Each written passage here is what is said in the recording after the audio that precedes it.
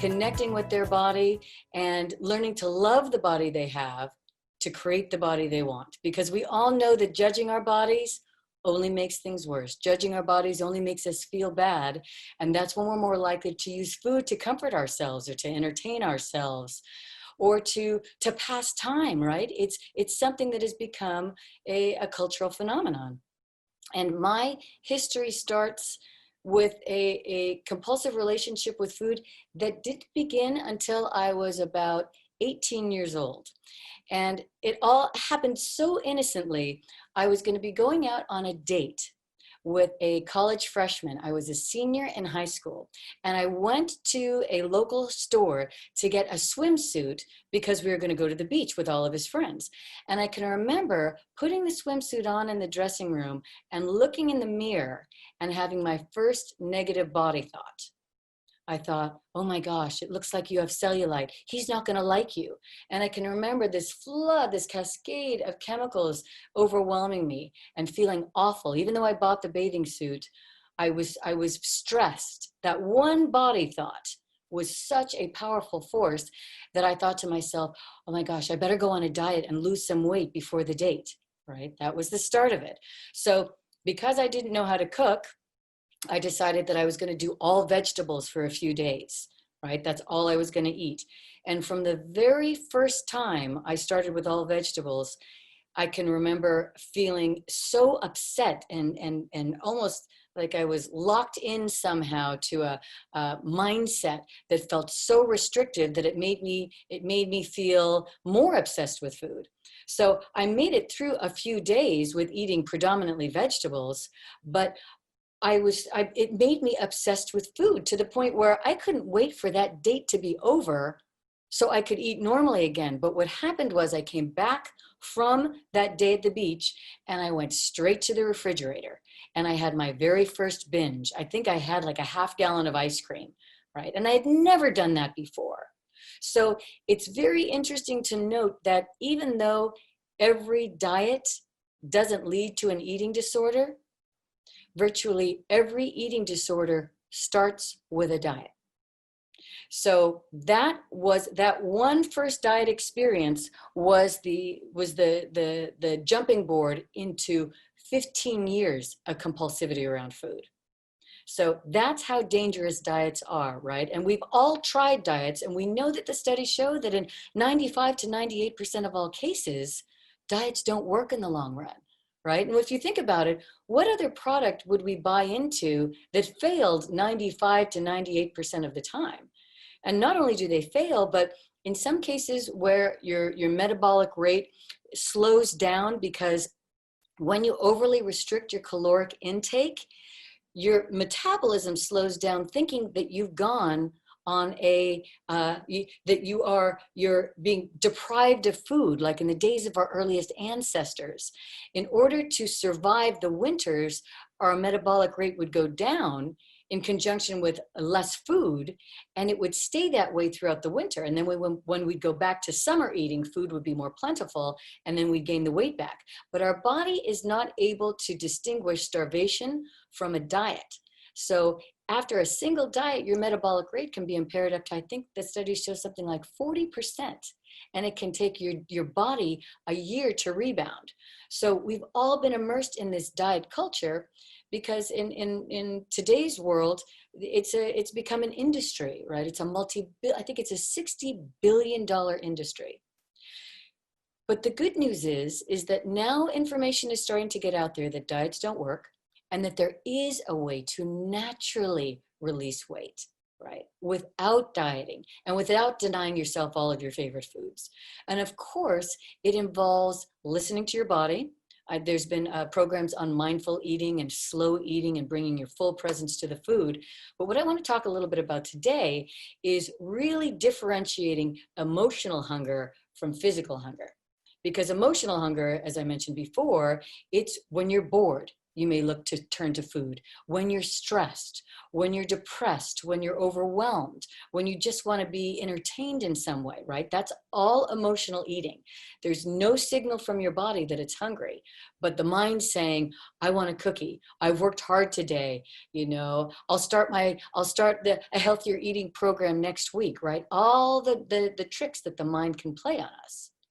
So when we talk about healthy weight loss and non-diet weight loss and natural and sustainable weight loss, it comes from listening to your body, right? This sacred vehicle that all of us have been given, that we were really never taught as children how to deeply respect our bodies as the vehicles that carry us through life, right? I heard someone say the other day that we should be treating our bodies like an instrument that's been lent to us that's priceless. So if you can imagine that someone lends you a priceless violin, you would treat it with kid gloves. You'd protect it and make sure that it was honored and appreciated. Our bodies are these miracles. You know, one cell in your body has enough information to fill, it's 600 1,000-page books. One cell. So your body is this miracle. And again, it's the rejection of our body that leads to the emotional appetites. So this is all about connecting with your body and listening to it, because it can lead you to your natural weight, right? After I did my first diet, my weight would go up and down. I tried every diet, you know, it was I think I went on the lollipop diet and the cauliflower soup diet. And I mean, every single diet. So I'm a veteran dieter, so I know what doesn't work. But once I started to connect with my body and listen to my body, that's when the weight started to come off without dieting. So I want to share with you a food scale that was enormously helpful, and it will help you to differentiate when you are really, truly physically hungry, or when that monkey mind is making you feel some version of upset, so you'll turn to food as to comfort yourself in some way. So let's say on a scale of 0 to 10, right? 0 is when you're absolutely starving, right? You've waited too long to eat. And 10 is when you're Thanksgiving stuffed. You roll away from that table regretting the last 2 pieces of turkey that you had, right? You just feel really full and your tummy's distended and you feel nauseous, and we all know the feeling. Every single one of us has been there at least once. Now 5 is when you're satisfied, right? That's when you've had the perfect amount of food, you've enjoyed it, and you are satisfied, but not stuffed, right? Now let's look at the 1 is when you're physically hungry, right? 0 is starving, but the 1 is when your body's giving you an obvious sign for hunger. And that looks a little bit different for each of us. Some of us have our blood sugar drops and we become a combination of hungry and angry, otherwise known as hangry, right? If you ever have these big mood swings because you haven't been listening to your body, and all of a sudden you find yourself upset, that's one form of your body's way of letting you know that it's time to eat. Some of us get a headache. Some of us will have a hollow feeling in our stomach, right? But the signals in the early stages are more subtle. So the 1, you want to be on the lookout for the 1, and you will know when you hit it, because at the 1, the good news is food tastes better. You think of your taste buds are on fire when you're physically hungry. Right? That's the time when, if you eat a salad that's loaded up with all sorts of nutritious and delicious items, a salad tastes like heaven on earth, right? But when you're at a 10, a salad is not what you're looking for, right? So again, when you are eating between the 1, which is hunger, and the 5, which is satisfaction, that's where the weight comes off. That's natural eating. That's how little girls and little boys, and many of us, ate when we were little. We listened to our bodies, and we didn't have the stresses that made us want to eat more than we were physically hungry for, right? It's all the stresses of modern day living have made us all look for coping mechanisms. So with that scale, the 1 to the 5, when you're eating in that area, when you're eating between those numbers, that's when the weight comes off. Now, let's look at it this way. Let's dig a little deeper into that. Let's say you start eating before you get the hunger signal at the 2 or the 3 or the 4. Right? If you start eating there, you are more likely to go into 6, 7, 8, 9, 10 range. You never got a signal for hunger, so you're not going to get a signal for satisfaction. And you can also note the fact that if you are eating, if you're wanting to eat at the 2, 3, 4, or 5, you're going to be looking for foods that are higher in fat and higher in sugar, right? The healthy foods don't taste as good, right? So that's another signal. If you're looking for the foods that are higher in fat and higher in sugar, you'll know that it's probably that monkey mind that's trying to move you in that direction, right? So if you eat, let's say that you go out to dinner one night, you have a fantastic dinner and you thoroughly enjoy it, and you eat till maybe you're at a 6. If you wake up the next morning and you are not hungry, even though eating in the morning has been shown to bump up your metabolic rate, that's if you are physically hungry, right? They say breakfast is the most important meal of the day. It is extremely important. However, on this weight loss journey, if you wake up in the morning and you're not hungry, then you wait until your body signals hunger again. You just wait until you're at your 1, and then you're back on track, right? Again, that's natural eating. So don't let the monkey mind fool you. If you eat to a 6 or even a 7, just wait until you're at the 1, and then you get to eat again. Now remember, I gained and lost hundreds of pounds over the years. And when I started eating in alliance with my body, that's when the weight started falling off without dieting. Now, the good news is, because I was eating between the 1 and the 5, my diet was predominantly healthy, right? Mostly foods that you can pull from a ground or pluck from a tree. But I never gave myself that restriction of, I can't eat something. Now, unless if you have a physical condition, if you've got a medical condition that says you can't eat sugar, you're diabetic, pre-diabetic, you have to be more conscious here and you have to find supplements. However, if you're eating predominantly healthy foods and you're not creating that stress response, that trigger of backlash eating by putting too much restriction there, food becomes enjoyable again. I love to eat now more than ever before because I don't feel guilty and I'm listening to my body. So I love to eat. Now, the other thing that happens when you're eating in alliance with your body is that you will find yourself more connected to foods that make you feel good, right? It'll feel so good to put foods in your body that give you more energy, right? That make you feel younger, that make you feel healthier. So again, asking your body what it wants, treating it like a friend, is a brilliant thing to do. And connecting with your body is one of the ways that you stay present in the moment. Now, one of the things that a lot of the diet books don't tell you is that if you're living in the moment, if you're living in the present moment, not worried about the future or feeling regret about the past, right? Present moment awareness living creates this state of calm where you stay connected to your body, right? You stay connected to the moment. And in the moment, there's a lot of joy. So you won't be reaching for food to make you feel more joyful, right? Because you'll already feel good. This also allows you to stay more connected to your body, right? And the joys of living in the present moment are limitless, right? It's kind of a magical state of being that helps you to remember that this is an incredible experience, this life experience. I mean, we don't know of any other planets that sustain human life, right? It really, when you think about it, we're on a round ball hurtling through space at 67,000 miles an hour and nobody's falling off, right? So clearly we have kind of a special place in the cosmos. And recognizing that you are sacred and your body is sacred, and building an awareness of how special not only you, but every human being is, also creates a state of mind that makes you feel so much joy that you don't use food to comfort yourself, or you don't use food to entertain yourself. So it's all about reconnecting with your body. Now we've talked about many times the fact that we all know we should be exercising and we all know we should be eating right.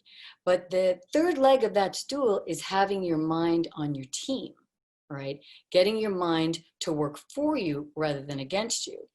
And part of the beauty of this program is that it's bombarding your mind with a new way of thinking and relating to food. So one of the things that I found really powerful in terms of overcoming overeating is a community.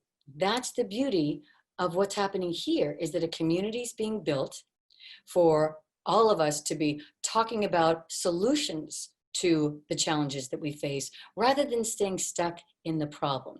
Because if we're constantly thinking about problems rather than the solution, then again, it's going to create this state of mind of anxiousness.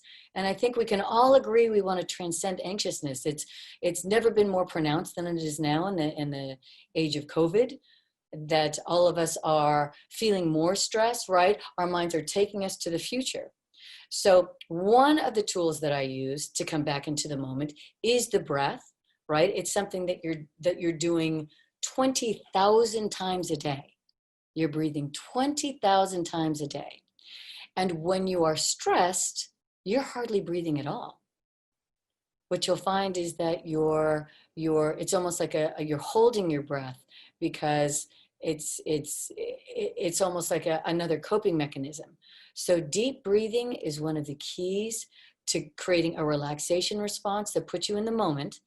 And your prefrontal cortex, which is the decision-making center of the brain, is far more accessible when you're not stressed. So when I go into states of upset and into states of stress, I'm less likely to think rationally.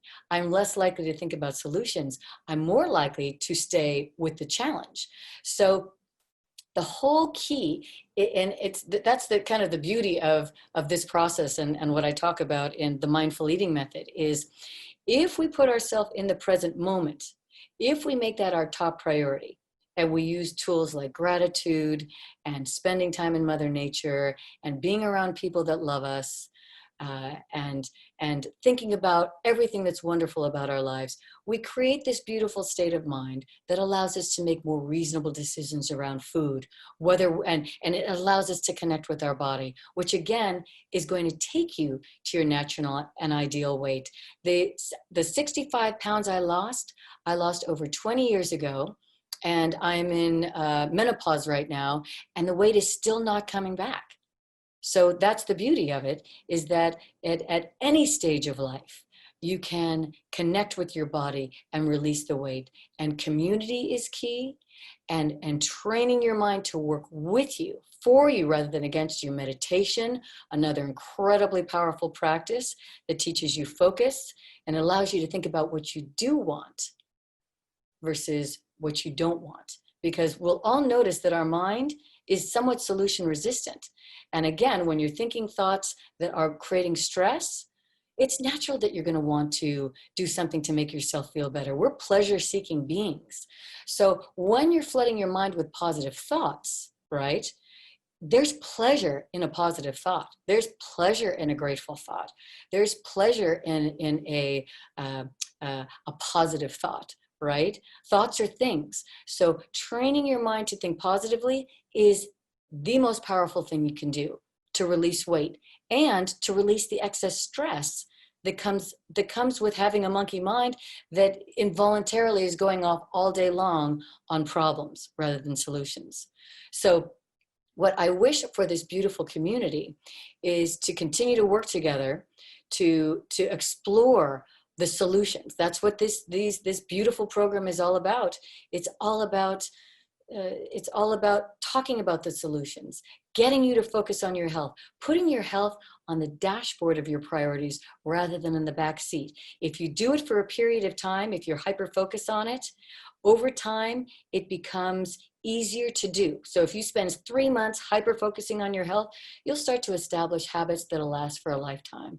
But again, it's part of the reason why the CWC has put together so many different videos is because they know that in order to transcend the old ways of thinking, we've got to continue to flood your mind with positive thoughts and the science behind getting healthy and getting happy. And I'm just so happy to be a part of this community. I'm just feeling like it gives me so much hope when large communities like this come together to support each other. So thank you for the opportunity to be with you tonight. Thank you so much, Lily. That was so enlightening. In a short amount of time, it seems like you've covered a lifetime of wisdom and learning. Absolutely.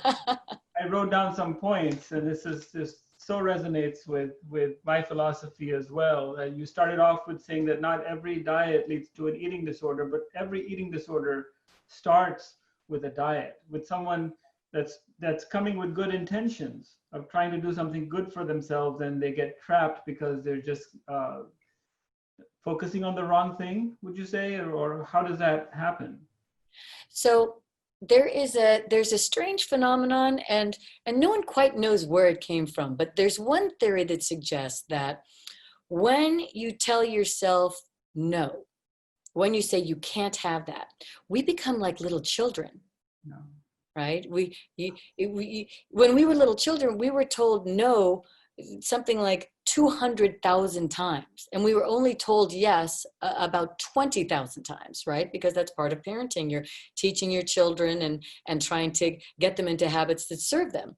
But there's something that triggers that the untamed mind, the monkey mind. When you say you can't have something, we become like rebellious children going after the exact same thing that we knew we probably shouldn't be going after. It's kind of like, don't think about that pink elephant.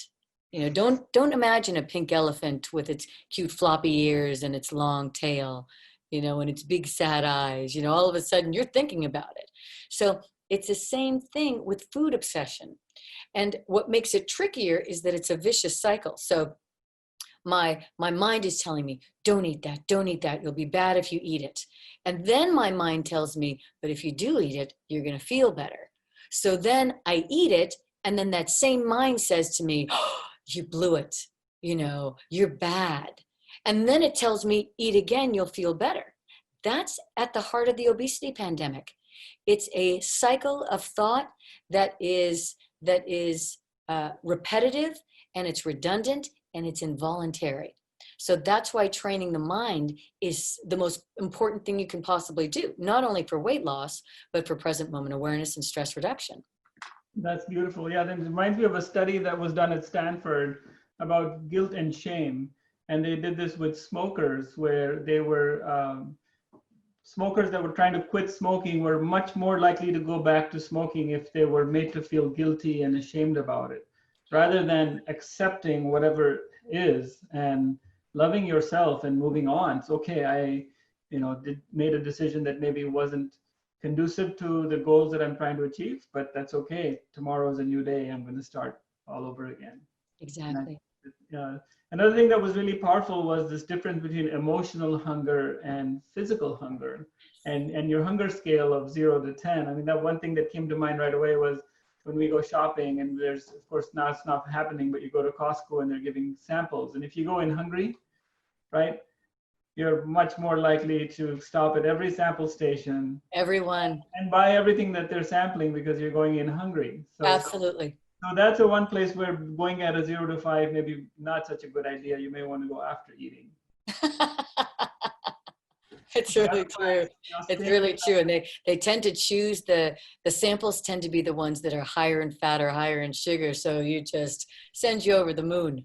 And another thought that came to mind was in the blue zones, they talk about 80% full. Stop eating when you're 80% full. And you're saying probably even before that, start thinking about quitting when you're 50% full. And they found in the blue zones, it's sort of places of the world with the highest longevity, that if you stop eating before you're about to have to unbutton your pants because your belly's so full, you're going to live longer and healthier and not make those choices. So I love the hunger scale of 0 to 5. And really the underlying principle of your body being this miracle, this musical instrument. Your body is a temple. It's a vehicle in which you go through the journey of life, and why wouldn't you treat it as such? It's something that you have for a short amount of time, and you want to take it back to the creator in as decent shape as you possibly can. Absolutely. Because someone once said, why not fall in love with the body you're going to be sleeping with for the rest of your life, right? Mm-hmm. And we all know that when we judge our bodies, I can remember just days and days of hating my body. And every time I looked in the mirror, I would say something mean to it. And that would make me miserable. And then I'd be depressed and stressed. And it didn't do anything to get me towards my healthiest weight. It's kindness, right? Kindness and love are the most powerful forces in the universe by a landslide. That's what creates bonds between families, and that's what could create healthier societies, right? But we're taught reading, writing, and arithmetic and history, but we're not taught self-love or self-care, right? These are the foundations of a life well lived. And healthier societies, if we taught future generations how to calm the monkey mind, how to be present in the moment, how to be the highest version of themselves, right? How to have a balance between work and play and fun, right? How to serve, through your passions. We'd live in a completely different world. It would not be that difficult. We would just have to assess as individuals our values and health. If you don't have your health, as we all know, everything's harder, which is why it has to be at the top of the scale on the dashboard of our priorities. So true, so true. If you don't have health, you don't have anything else. And everybody measures success in terms of how much money you made, or how big your house is, or what kind of car you drive. Though that's fine, but that's one of the things, right? You look at, to me, a true measure of your net worth is what kind of health you're in, what kind of shape you're in. That's your true net worth. It's true. It's absolutely true. And the only way to do that is with eating in alliance with your body, like you said, by treating your body with respect and kindness. Absolutely. Absolutely. It's been a long journey. I wouldn't wish what I went through on anybody. But I will say that dealing with excess weight and dealing with excess stress does have a point. It takes us within, right? It gets us to reassess our thought processes and gets us to become familiar with the negative thinking patterns that hold us back from having joy, because our birthright is joy. Every human being is sacred, and our birthright is joy. And the journey to self-discovery, mine came through my eating disorder, right? And everybody's got their own challenge, right? None of us get off scot-free on this beautiful planet. And if you use your relationship with your body as a tool to become more connected with yourself, right? You use your challenge as an opportunity to become more self-aware. It can become a gift at the end, because I know I wouldn't be here speaking with you if I hadn't been through everything that I've been through. I wouldn't be at this joyful stage in my life. And I would say that this is the happiest that I've ever been.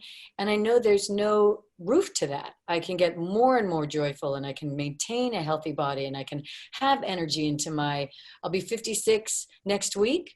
And I know into my 60s, 70s, 80s, 90s, and hopefully hundreds, I can still be healthy and happy and contributing to other people, which is a tremendous form of joy. Every one of us knows when you're of service, it's one of the keys to being happy. Like it says in the Blue Zones.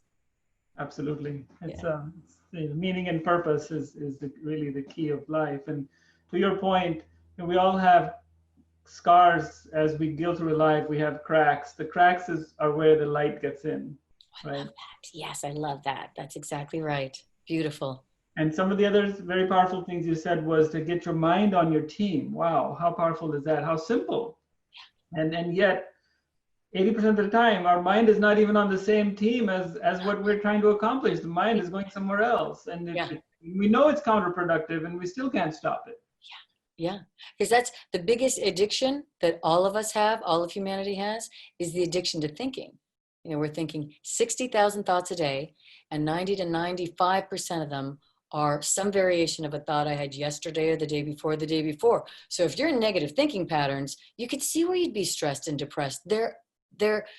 It's an addiction. So to stop them, you have to train, right? You have to really become aware of your thinking patterns, and you have to make it your practice every day to be thinking the thoughts that are positive, right? It just comes down to negative thinking, which is like planting seeds on cement, right? It doesn't help. Or positive thinking, where you're planting seeds for what you love and what you want, which leads to a luscious garden in your mind, right? So it's whatever seeds we're planting ourselves. And then you talked about the breath as a tool to center the mind and to redirect those thoughts in the direction that we want to bring them into. And when we do that, we get filled with positive thinking and gratitude and just feelings of kindness and positivity for everybody and everything that's around us. Absolutely. And when you think about it, if we became even 5% better at something we do 20,000 times a day, imagine how life can change, right? Breathing more deeply, I can't remember who said this. I think it was Gay Hendricks. He who breathes most deeply lives longest. So the breath is the bridge. It's the bridge to the now, and it's free, and I pay attention to my breath throughout the day. I pay attention. I'm like, oh, I'm not breathing that deeply. So I'll stop and spend a little time giving thanks, or do something wonderful like going out into my garden. And you're always one thought away from a happier state of being. So true. And there's so many spiritual traditions in which they believe that you have a finite number of breaths. So you can hurry up and use them up quickly by being scared and angry and upset all the time. Or you can use them up slowly by taking longer, deeper breaths, and you'll get to stick around a little longer. Yeah. This has been such a wonderful conversation, and I can just tell you're full of wisdom. You just saw so many pearls that you've given us in such a short time. How do people find out more about you? Where can they connect with you? Please tell us about your work, your books, your website. Thank you so much. Before I do that, though, I just want to say that these CWC initiatives, that have led to a community-driven movement, right, in the San Francisco Bay Area. It's now going global. This is really powerful. Community is the key to transcending so many of our social ills. And you've had 75 free online classes is really very, very, very generous, because I know the amount of effort and energy that goes into them. And it's a remarkable feat. And I trust that the community will donate generously to fund the program with Global Footprints. And I love the CWC mission to educate and inspire and empower and impact by leveraging its innovative wellness ecosystem with doctors and practitioners and health heroes and coaches, and who truly are the wellness champions that make the difference to this beautiful community. So I would ask that everyone please join me in promoting this wellness movement with all the resources needed, to keep it functioning and to build the technology platform, to scale the movement so more people can benefit from it. And I'm loving working with you guys and excited about future opportunities. And in the meantime, I would love to share I have my book, which is The Mindful Eating Method, and it's available on Amazon. And it's a wonderful foundational start to developing a healthier relationship with your body. And if you want the next level of support, my online training, The Mindful Eating Method, it's an 11-week program that teaches you how to get your mind on your team, how to eat in harmony with your body, how to quiet the monkey mind, and how to build that garden of joy and abundance and good health, not only for yourself, but for your family and for the community. So themindfuleatingmethod.com. And it's a very powerful resource for anyone who wants to lose weight without dieting and reduce the stress at the same time. Beautiful. So please make a note of it, folks. The Mindful Eating Method. That's the title of your book, and themindfuleatingmethod.com. Yes. is a website where you can connect with Lily and find out more about her. Great. So let's take a few audience questions. We have quite a few pouring in, as you might see from the chat box. The first one came in from an anonymous attendee and was about social eating.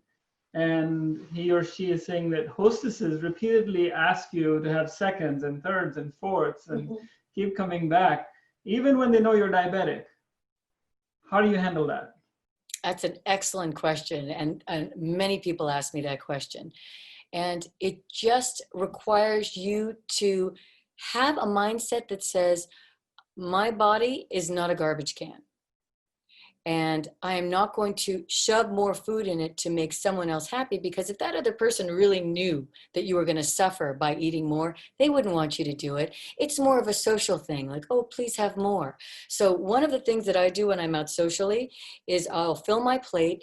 And if you eat it very slowly, then no one's going to question, right? No one's going to question. I eat it very, very slowly. And if someone asks me if I want more, sometimes what I'll say is, I am so full right now. I've loved every single bite, but if you want to give me a to-go container, I'm down for that, right? So you're still acknowledging their beautiful food, but you're not going past your 5, right? You know, you don't want to go past that because then you feel badly, right? And again, it's graciousness can come in so many different forms. You don't have to overstuff yourself to make your host or hostess happy.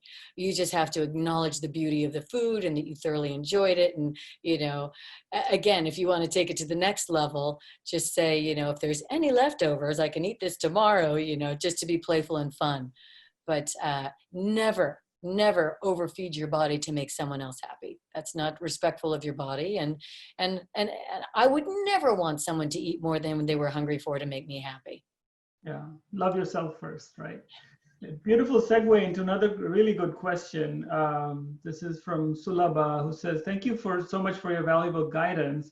On the 0 to 10 scale or 1 to 10 scale, how does one decide, how do you know when you're at a 2 or 3 or 4?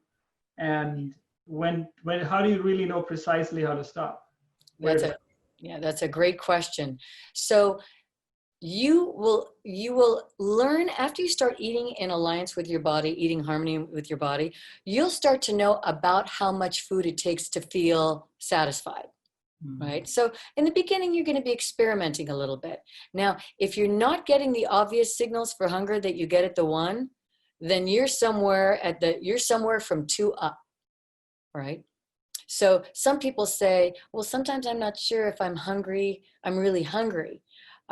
So what I recommend is oftentimes hunger is mistaken for thirst. So I recommend having a big glass of water. Now, if you drink that glass of water and you can literally feel it moving down your body, it's one of the very obvious signs that you're at your 1. So there's your clue right there. But think about it. When you start to get full, you start at the 1, the 2, 3, 4, and 5, 2, 3, 4, 5 range. On your way there, the food you're eating won't taste as delicious. When you start eating at your 1, food is like, good heavens to Murgatroyd, it tastes unbelievable. But as you're moving towards your 5, it doesn't taste quite as powerful. So that's your body's way of saying, I've had sufficient. And then you're going to be eating smaller meals, which bumps up your metabolic rate. But the good news is you're not going to be dieting. So you're going to go, oh, good, I'm at my 5. I can stop now. And I get to eat something amazing and crazy delicious as soon as I'm hungry again. So it does lead to the more frequent, smaller meals, because your stomach is only about the size of your fist. But it can, you know, I used to fit an entire pizza in this fist. Right?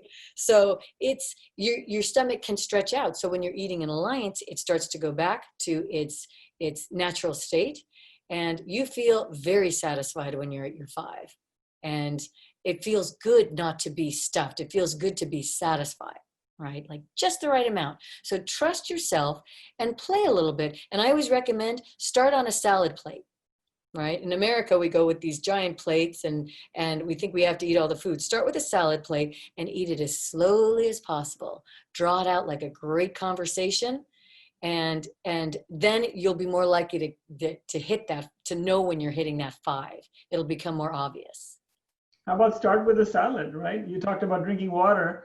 One way to know that you're at a 1 or 2 or 3 is, let me put a cucumber or a carrot in front of you. And does that look appetizing and attractive to you? If it does, then you're really hungry. If it doesn't, then you're probably not that hungry. Yeah, it's true. You're craving It's true. ice cream at that point. Yeah. You're way past by. Yeah. And a well-seasoned though, I mean, you put a cucumber in front of me at almost any hunger range, it's like, it kind of needs some delicious dipping sauce or something, to bring the taste alive. But you're absolutely right that the healthier, fresher foods, I mean, they taste, I used to hate eating healthy foods and now I thrive on it. But mine are always incredibly delicious and well-seasoned. I do not deny myself delicious food. Wonderful. Here's a question about intermittent fasting. Is intermittent fasting or eating 3 meals a day with no snacks healthier and more practical than eating throughout the day if you have ideal body weight? If you are at your natural and ideal weight, do what's working for you. Do not reinvent the wheel on this one. If you're feeling good in your body and you've got great energy and it's working for you to eat 3 times a day, I'm at the point now where I'm eating 3 times a day as well. Stick with what's working for you. Excellent. A question about, there's a lot of so-called good foods like fruits and nuts and yogurt that make blood sugar go up. What's your idea for that? So it depends on if you've got a medical condition, right? Always consult with your doctor before starting any program. But every single body is a little bit different, right? So we've got lots of general recommendations in terms of food. And it's about experimenting with your body, experimenting with portions, right? Experimenting with different types. So in terms of sugar, which is going to spike your blood sugar, see if you can do a little bit of sugar, a little bit of fruit. Again, keeping in mind if your overall physical condition, but play with it, experiment with it a little bit to see what feels good, because you may be able to have a little bit of fruit and feel fantastic and not feel a huge spike, right? But it's got to be your body. You've got to listen to it. You've got to pay attention. It'll give you this doesn't work for me, right? Even though, for example, tomatoes, generally speaking, are healthy, organic tomatoes, they don't work with my body. My body rejects them. So listening to your body, finding out maybe this fruit works well, but this one doesn't. Or I can't do juices, it's too fast to hit, but I can eat a delicious apple and eat it slowly and enjoy it, and find that it works beautifully for my body. So keep that in mind. Everybody's body, just like everybody's personality, is a little bit different. So you'll find the foods that your body loves, and it rewards you with more energy, and it just feels good to be in your body. It's almost like there's this wonderful, gentle electricity that's happening that makes you feel more at ease and more excited about life and more present. Beautiful. Another one on timing. It seems like there's a lot of questions on meal timing, and Manoj is asking, in today's world, when we eat is decided by the time on the clock, how do we reconcile that with your approach of looking at the 0 to 5 scale? So the time that people say it becomes the biggest issue is breakfast, because they don't want to leave the house without eating breakfast. So once you're eating between the 1 and the 5, let's say you go to bed at night, right? You've eaten just to the 5 at your meal. You wake up in the morning, you're going to be hungry, right? So absolutely have a delicious breakfast until you're at your 5.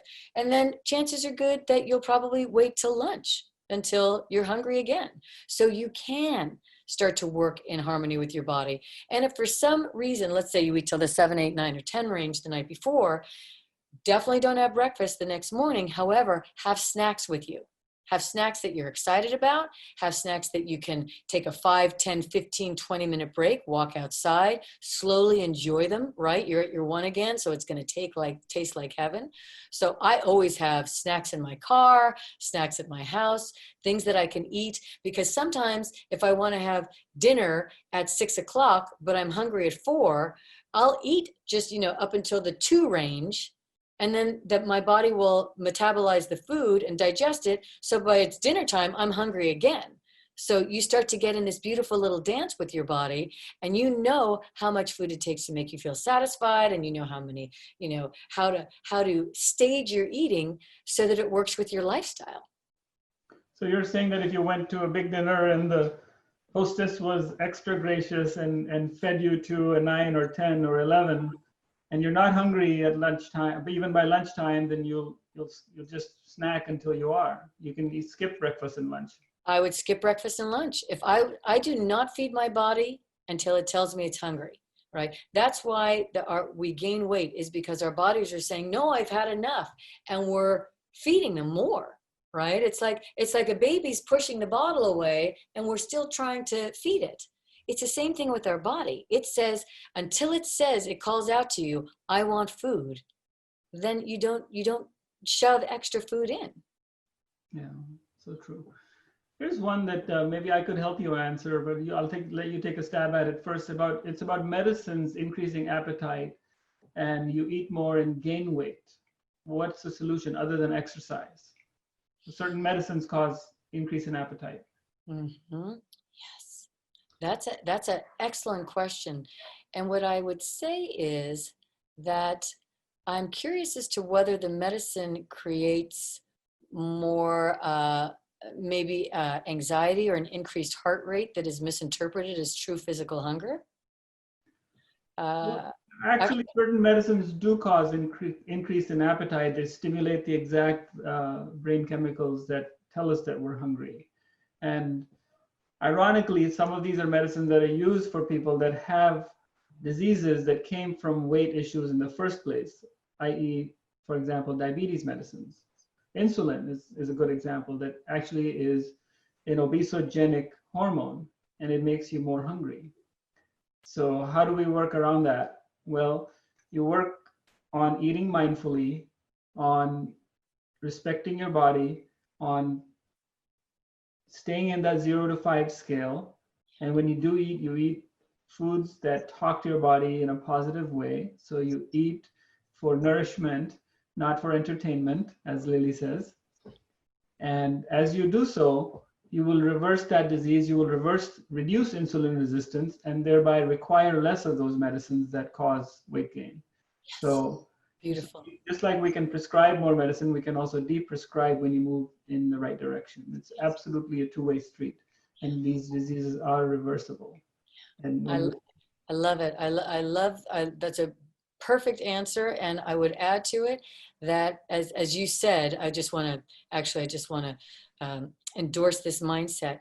Try and go for the foods that are the most organic, and the ones that you can pull from the ground and pluck from a tree, and the ones that make you feel like you get to chew, because sometimes that anxiety response can be handled by crunchy celery, with a delicious dipping sauce, or crunchy carrot, or crunchy tends to calm the nervous system.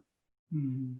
So and again, if it's properly seasoned, it'll taste good, and then it will prevent you from putting on excess weight. Beautiful. Well, Lily, we're coming to the end of our time, and here's a question that I'm going to ask you to answer in 2 minutes. Okay, 2 minutes, I'm on it. What is a safe and gradual way to lose 40 pounds? A safe and gradual way to lose 40 pounds. Well, it's exactly as we've been talking about. It's eating in harmony with your body, right? It's if you're eating in harmony with your body, my weight came off very slowly, but it stayed off. So we don't want to lose weight fast. We want to lose it nice and gradually. And listening to your body is the key. I mean, this is an approach that's sustainable.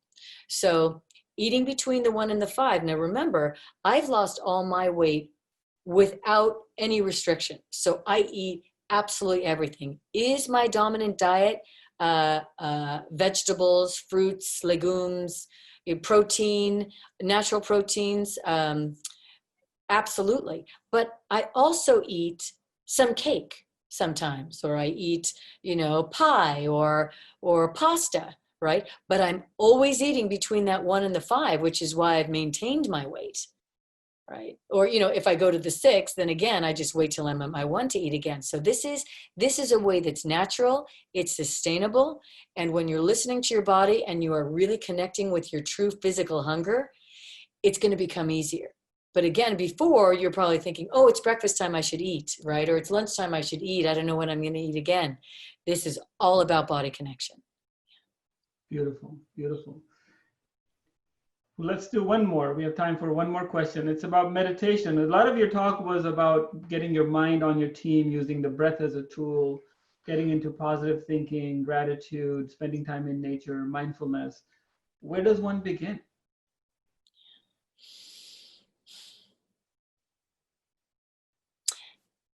If you're serious about really transcending the mind, then what I recommend is take a weekend day, and as you're going about your day, just start jotting down your thoughts. I thought about that for 10 minutes. I judged that person for 20 minutes. I worried about the future for 20 minutes. You'll start to see your patterns, right? And the beauty of meditation is that it allows you to interrupt the negative patterns and ask yourself the question, do I want to think this thought? So, for example, if I am judging my partner, right, judging them for something that they did, knowing that that makes me upset and knowing that it creates disconnection, do I really want to think this thought, or do I want to think a kind thought about that person? Or do I want to ask that person to shift their behavior in a loving way so we have a stronger connection? Right? So become aware of your thought patterns. The beautiful thing about meditation is you're going to see just how busy that monkey mind is. That's the beauty of it. It's like it shines a spotlight on the crazy right up here, which is just happening for all of us, all day long, every single day. So learn how to interrupt the pattern. Learn how to recognize, oh, I'm going down that path of negativity. Interrupt it. And you can interrupt it with your breath. You can interrupt it with a prayer. You can interrupt it with a grateful thought. You can interrupt it with a distraction of any kind. But if you get off negative thinking, if you never thought another negative thought, your stress levels would plummet, your health would escalate, and you'd be able to lose weight just like that. So it is all in the mind. Beautiful. Thank you. Thank you so much. And there's so many apps these days. There's so much stuff on YouTube. There's meditation apps where you can start, apps like Headspace and Calm and 10% Happier are some of my favorites, but there's so many more. And we've done programs and plan to do more on mind-body medicine as well. So one more time, tell us where our audience can find you. So probably the best place to go is go to themindfuleatingmethod.com. And there is a resource there. There is a book that you can get for free. If you sign up for, give me your email address, it will send you a book that will teach you a little bit more about loving the body you have as you create the body you want. Beautiful. Thank you so much, Lily, for joining us. Thank you for your pearls of wisdom. This has been absolutely an enlightening hour. I've loved every minute. Please have me back again. And thank you for the powerful work you're doing in the world. I'm honored to be a part of it.